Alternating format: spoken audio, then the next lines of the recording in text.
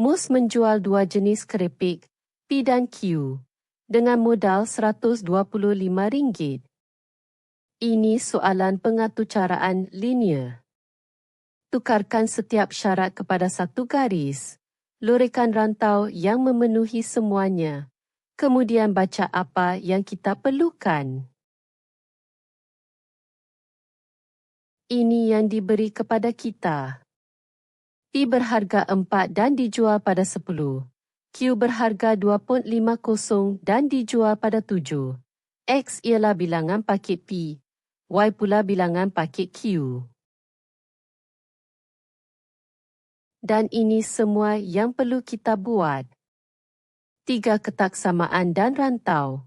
Bilangan paket P yang paling banyak apabila 12Q dijual dan sama ada harganya berbaloi.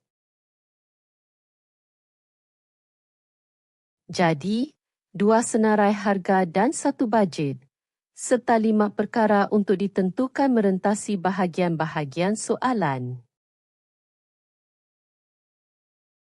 Paksi mendata mewakili bilangan paket P. Paksi menegak pula bilangan paket Q. Setiap syarat menjadi satu garis lurus. Kita kekalkan bahagian yang memenuhi syarat itu. Tempat semua bahagian yang dikekalkan bertindih ialah rantau R, dan keuntungan terbaik atau terburuk sentiasa terletak di satu bucu. Bahagian A, RM4 setiap paket P, 2.50 setiap paket Q. Jumlah perbelanjaan tidak boleh melebihi bajet. Jadi jumlahnya paling banyak 125. Darabkan dengan 2 untuk hapuskan perpuluhan. Namakan ini kekangan 1. Untuk lukis sempadan, tetapkan X kepada 0 dan baca Y ialah 50. Tetapkan Y kepada 0 dan baca X ialah 31/4. 2 titik menentukan garis itu. Sambungkan dengan garis padu dan kekalkan semua yang berada pada atau di bawahnya ke arah asalan.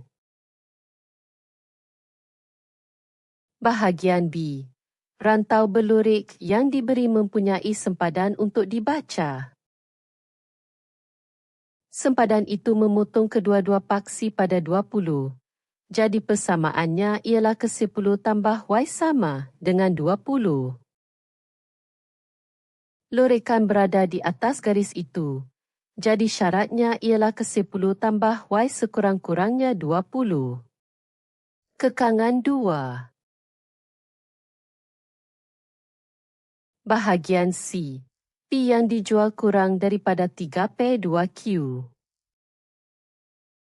Dalam simbol, X kurang daripada 3P2Y. Kembangkan, 2X kurang daripada 3Y, kurang daripada secara ketat, jadi garis itu putus-putus.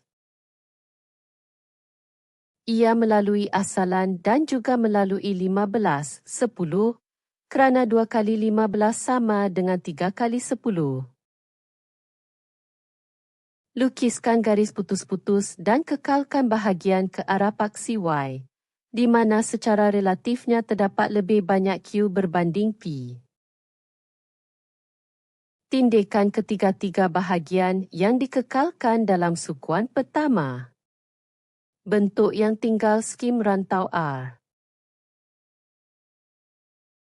Bahagian di 1. Tetapkan Y kepada 12 dan lihat sebesar mana X boleh menjadi di dalam R.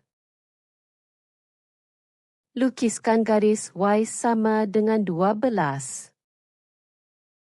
Bajet membenarkan X sehingga 23.75. Untuk kekal di atas garis kekangan 2, X mesti sekurang-kurangnya 8. Dan syarat ketiga menghadkan X secara ketat di bawah 18, iaitu had yang paling ketat. Bilangan paket mestilah nombor bulat. Jadi bilangan paket P yang paling banyak ialah 17. Bahagian di 2. Keuntungan setiap paket ialah harga jualan tolak kos. P memperoleh 6 sepaket, Q memperoleh 4.50. Jumlah keuntungan ialah fungsi objektif kita, 6x tambah 4.5y. Sekarang anggap garis ini seperti pembaris. Gerakkan garis itu merentasi R, kekalkan ia selari, sehingga bucu terakhir yang disentuhnya. Kita mahukan keuntungan paling kecil, jadi kita gerakkan ke arah asalan dan berhenti di bucu yang paling hampir dengannya.